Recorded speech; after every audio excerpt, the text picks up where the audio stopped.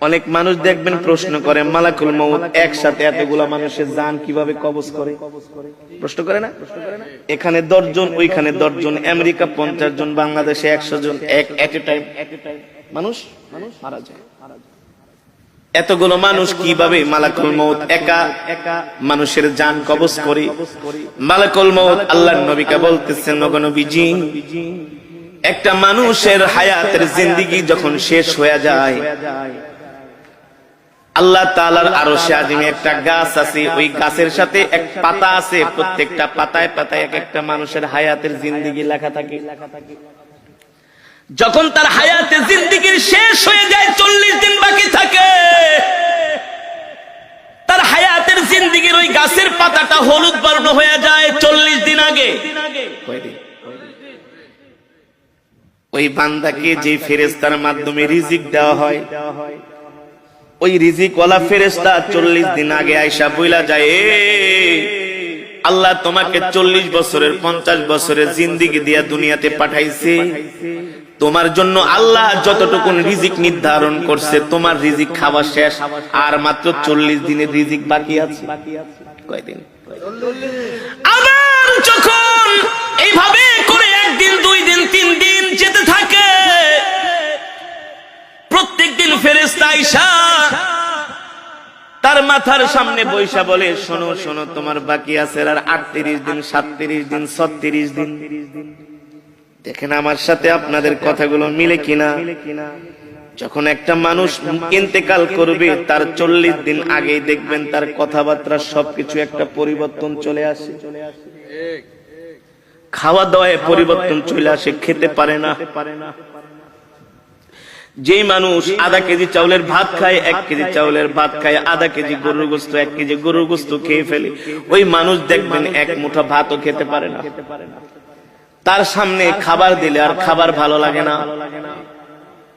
যেই মানুষ 1-2 গ্লাস দুধ খেয়ে ফেলতো, সেই মানুষকে চামিচ দিয়ে দুধ খাওয়ানো হয়। যেই মানুষ 1-2 হালি কমলা খেয়ে ফেলতো, তাকে একটা কমলার খোসা মুখে নিয়ে একটু রস খাওয়ানো হয়। কারণ কি রে ভাই? কারণ কি? আল্লাহ নবী বলেন, আল্লাহ তাআলা তার জন্য যতটুকু রিজিক নির্ধারণ করেছিলেন, তার রিজিক শেষ, বাজেটে আর তার রিজিক নাই। আর মালাকুল মউত আয়েশা বলে, শোন, তোর বাকি আছে আর মাত্র 3 দিন। 40 দিনের থেকে কয়দিন? দেখবেন একটা মানুষ মৃত্যুর 3 দিন আগে তার কথাবার্তা আরো চেঞ্জ হয়ে যায়। আত্মীয় স্বজনকে দেখলেই তাকায় থাকে, এক পলকে তাকায় থাকে, দোকানের দিকে যে তাকায় থাকে, বাড়ির দিকে যায় তাকায় থাকে, সম্পদের দিকে যায় তাকায় থাকে। কারণ আস্তে আস্তে পৃথিবী তাকে ছেড়ে দিতেছে। আল্লাহ আল্লাহ, মালাকুল মউত আয়েশা বলে, তুই এখনো কি তওবা করস নাই? তোর মাত্র আর 3 দিন বাকি আছে। এই 3 দিনের বেশি আর দুনিয়াতে থাকতে পারবি না। তুই তোর গুনার জন্য আল্লাহর কাছে ক্ষমা চা। তখনই দেখবেন ওই মৃত ব্যক্তি যে ইন্তেকাল করবে, 3 দিন আগে তার সন্তানদেরকে ডাকে,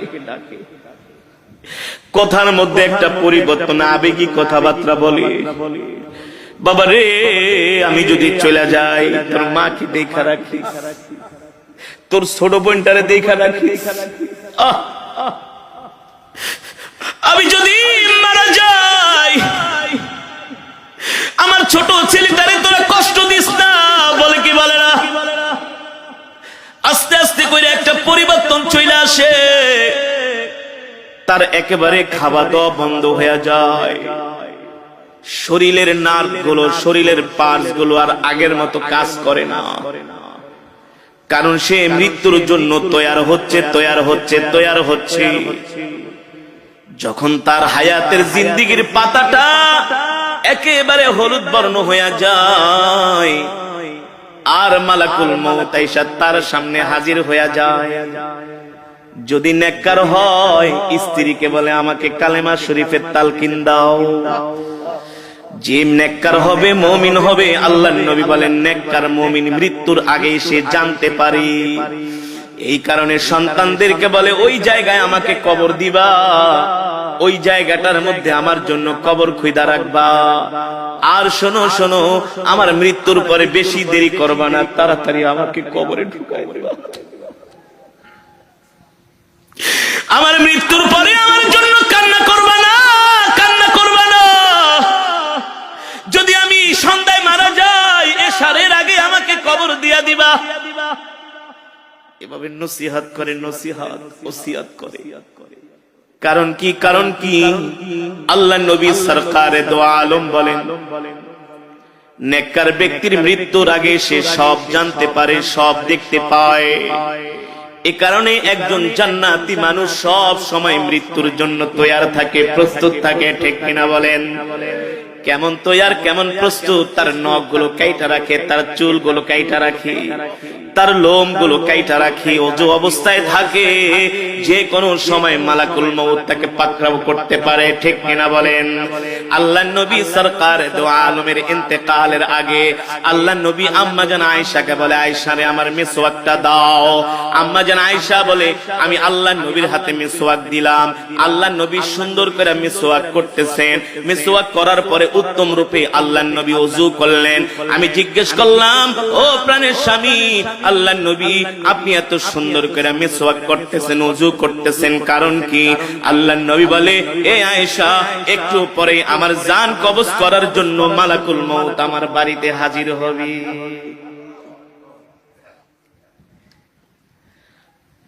মৃত্যু এমন একটা কঠিন বিষয়। আল্লাহ তাআলা বলে, এই মৃত্যু থেকে কেউ বাঁচতে পারে নাই, তোরাও বাঁচতে পারবি না রে বান্দা। এবার আল্লাহর নবী জিজ্ঞেস করে, মালাকুল মউত, আপনি এতগুলো মানুষের জান কিভাবে কবজ করেন? মালাকুল মউত বলে, গো আল্লাহর নবী, আপনার সামনে যদি একটা পেয়ালা থাকে, আর ওই পেয়ালার মধ্যে যদি হাজার হাজার পিঁপড়া থাকে, আপনি চাইলে একটা পিঁপড়াও মারতে পারবেন, চাইলে 100 পিঁপড়াও একসাথে মারতে পারবেন। পারবেন না? মালাকুল মউত বলে, সবার চেহারা আমার সামনে উপস্থিত থাকে। যখন তার হায়াতের জিন্দেগীর পাতাটা যখন হলুদ বর্ণ হয়ে যায়, আমি মালাকুল মউত তাকে আস্তে আস্তে করে সতর্ক করি। দিন যায়, দিন যায়, রাত যায়, আমি তাকে সতর্ক করি। যখন তার একেবারে হায়াতের জিন্দেগীর পাতাটা আস্তে করে জমিন থেকে, আস্তে করে গাছ থেকে খসে জমিনের দিকে আসে, তখন আমি মালাকুল মউত তার জান কবজ করার জন্য তার বাড়িতে হাজির হই। হইতে পারে সেটা দুপুর বেলা, হতে পারে সেটা রাত 3টা 5 মিনিট। ঠিক কিনা বলেন? অনেক মানুষ দুপুরে মারা যায়, যায় না? দুপুর 2টা বাজে মারা যায়। আমরা মনে মনে বলি, আহ, লোকটা দুপুরের খাওয়ানো খাইতে পারলো না। আরে আল্লাহ চাইলে তো তাকে দুপুরের খাবারটা খাওয়াই মরণ দিতে পারতেন। ঠিক কিনা বলেন? আল্লাহ বলেন, না না না, ইদা জা আজালুহুম লা ইস্তাখিরুনা সাআতাও ওয়া লা ইস্তাকদিমুন। আমি আল্লাহ প্রত্যেকটা মানুষের হায়াতের জিন্দেগীর একটা সময় নির্ধারণ করছি। এ বান্দা, তোমার মৃত্যু 1 মিনিট আগেও হবে না, তোমার মৃত্যু 1 মিনিট পরেও হবে না। আমি আল্লাহ যখন নির্ধারণ করছি তখনই তোমার কেবল মৃত্যু হবে। ঠিক কিনা বলেন? এবার সাহাবীরা মৃত্যুর যন্ত্রণার কথা শুনে তারা কান্না করা শুরু করে দিলেন। আল্লাহর নবী বলে, সাহাবীরা তোমরা কান্না করো না, তোমাদের জন্য সুসংবাদ হলো, যারা মুমিন হবে, যারা জান্নাতি হবে, তাদের জান কবজ করার জন্য আল্লাহ তাআলা জান্নাত থেকে একটা সাদা রুমাল পাঠাবে। জোরে বলেন সুবহানাল্লাহ। আল্লাহ তাআলা জান্নাত থেকে একটা খুশবু দিয়া দিবে। মালাকুল মউত কি, এ মালাকুল মউত, যা যা, এই সাদা রুমাল আর খুশবুটা নিয়ে আমার বান্দার সামনে হাজির হ। তাফসীরের মধ্যে এসেছে, মালাকুল মউত জান্নাতের মধ্যে রাইয়ান নামক একটা সুগন্ধি আছে। নাম কি?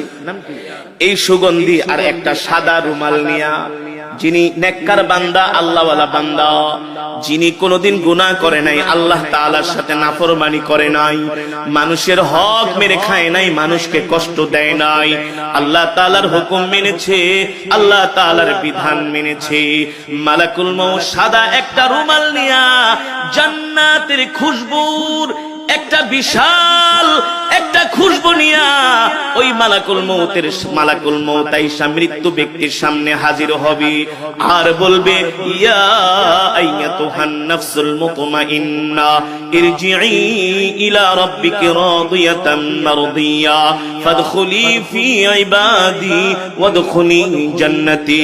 আল্লাহ ডাক দিয়া বলে, এ প্রশান্ত আত্মা, এ নেককার আত্মা, এ জান্নাতি আত্মা, তুই বের হয়ে আয়, বের হয়ে আয়। আল্লাহর নবী বলেন, ওই সময় একজন নেককার বান্দার সামনে আল্লাহ তাআলা জান্নাতের দরজাটা খুলে দেন। সুবহানাল্লাহ। ছোট বাচ্চাদেরকে ইনজেকশন দেওয়ার সময় কান্না করে, ওদের সামনে একটা খেলনা ধরেন, কি কার্টুন দেখান, ওদেরকে হাসি দিয়া ওদেরকে মন ভালো করার চেষ্টা করেন, বলেন যে একটু পরেই তোমাকে একটা আইসক্রিম কিনা দিব, একটা চকলেট কিনা দিব, এই যে দেখো তোমার জন্য কত সুন্দর একটা খেলনা কিনছি। এই কথা বলার সাথে সাথে তার শরীরে ইনজেকশনটা ঢুকায় দিবেন, দেখবে সে তত ব্যথাও পাবে না, চিৎকারও করবে না। যারা নেককার বান্দা হবে, আল্লাহ তাআলা সাদা রুমালের মধ্যে মালাকুল মউতকে বলবে, জান্নাতের খুশবু লাগায় দাও, আর খুশবু লাগায় দিয়ে আমার বান্দার নাকের সামনে রুমালটা ধরো আর জান্নাতের দরজাটা খুলে দাও। এবার নেককার বান্দা দেখবে আল্লাহ তাআলা তার জন্য এত সুন্দর জান্নাত বানাইছি, যেই জান্নাতের মধ্যে হুর গেলমান তার জন্য অপেক্ষা করতেছে। 10 দুনিয়ার সমান একটা জান্নাত, জান্নাতের বাগ বাগিচা, কার্পেট, গাছপালা, জান্নাতের নিয়ামত, আসবাবপত্রগুলো দেখেছি, হাসতে থাকবে। সুবহানাল্লাহ।